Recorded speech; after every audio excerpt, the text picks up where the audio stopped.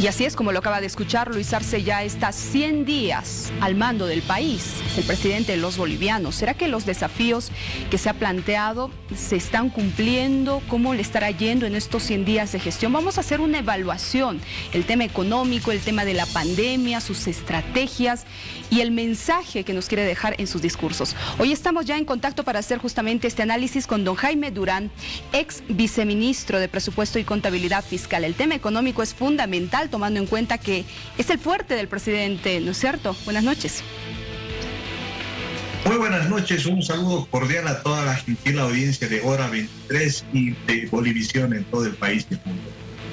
A ver, empecemos hablando, ¿le parece?, sobre esta evaluación. A ver, si yo le pongo términos medio, bueno, regular, ¿usted qué me dice? O más bien malo, bueno o regular, ¿qué me responde? Bueno, yo creo que ha sido una gestión buena, ¿no? En términos económicos, en estos 100 días ya se ha empezado a dar señales de reactivación económica. Una de las más fuertes es el incremento en las recaudaciones tributarias. Las recaudaciones tributarias reflejan el desempeño de la economía, del crecimiento del Producto Interno Bruto. Y la noticia que recientemente nos ha dado el Servicio de Impuestos Nacionales, en el sentido de que las recaudaciones, comparando enero del 2021 contra enero del 2020, han crecido en un 4.3%, nos muestran que el camino de la reactivación económica se ha iniciado y que poco a poco estamos retomando la senda del desarrollo. ¿Y cuándo lo vamos a ver ya directamente en el bolsillo de los bolivianos? Porque todavía la gente se queja de una inestabilidad económica en el país.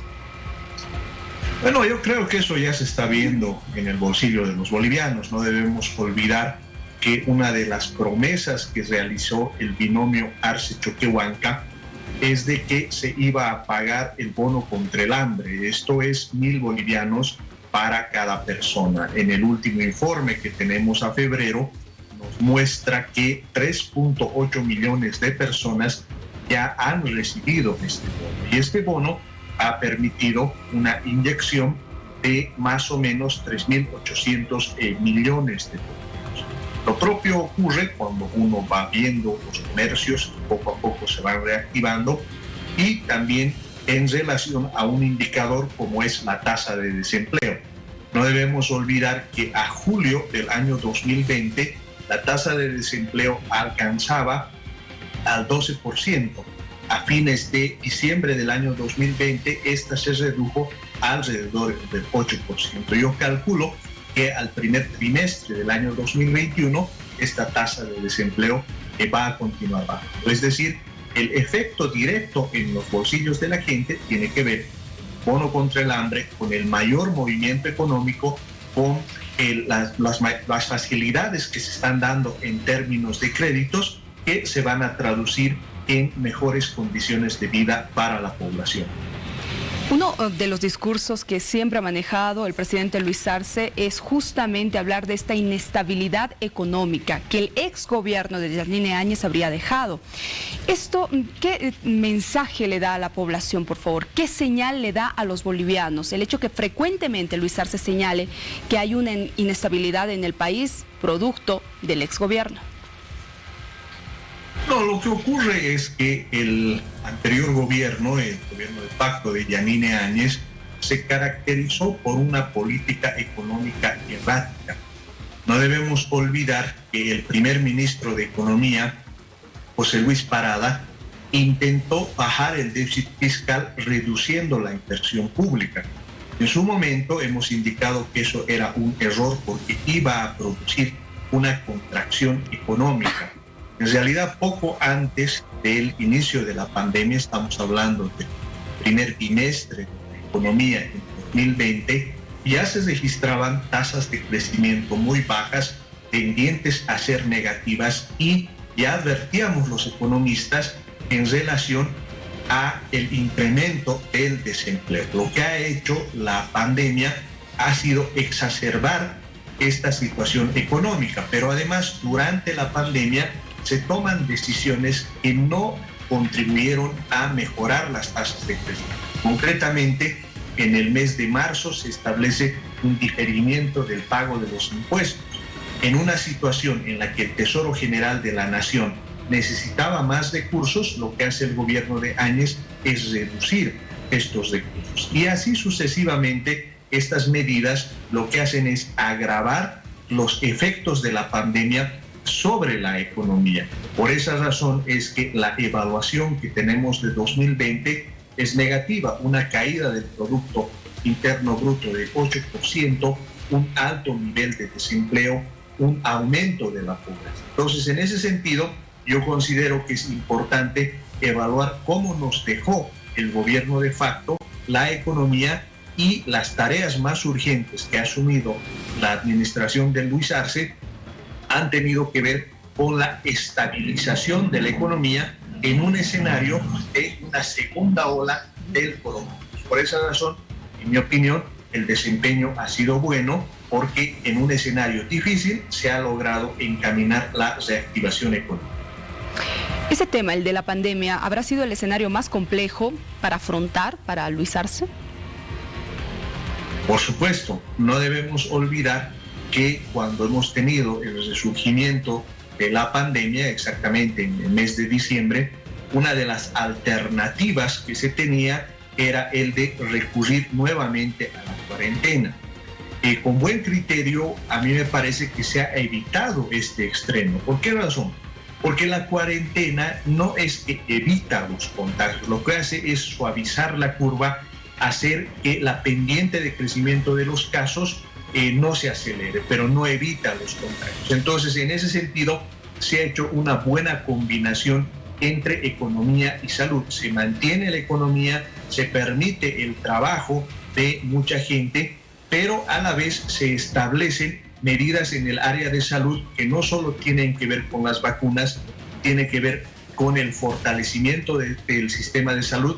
No debemos olvidar que se han otorgado 3.000 ítems adicionales al personal médico, los cuales han reforzado la lucha contra la pandemia. Se ha trabajado en el equipamiento de los hospitales y lo más importante desde mi punto de vista en estos 100 días es que se ha aumentado la cantidad de pruebas que se han hecho. Esto naturalmente ha tenido un efecto a nivel estadístico, pero nos ha permitido conocer la magnitud de la pandemia.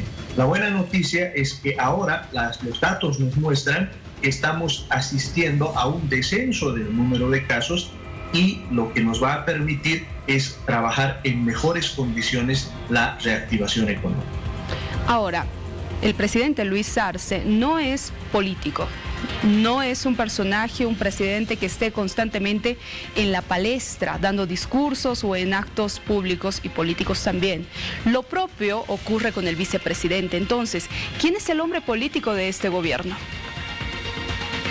Bueno, yo creo que Luis Arce, y en el tiempo que he trabajado con él, más bien ha mostrado una adecuada combinación entre lo técnico y lo político.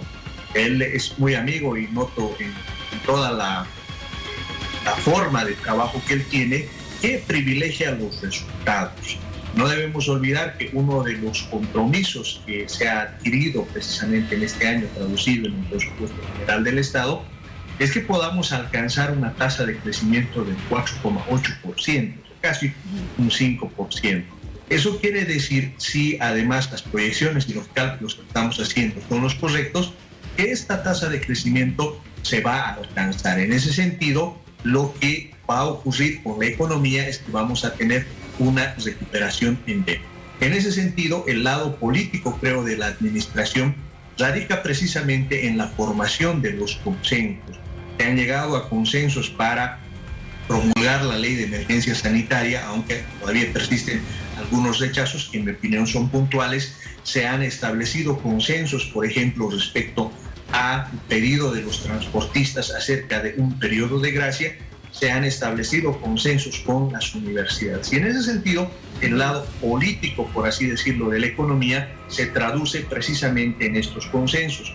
Si uno compara nuestra situación política con la que teníamos el año pasado, una situación de crispación, de pelea, de enfrentamiento, lo que encontramos en estos primeros 100 días es una situación de estabilidad política, una situación de estabilidad económica que precisamente se constituyen en las condiciones imprescindibles para retomar la senda del crecimiento.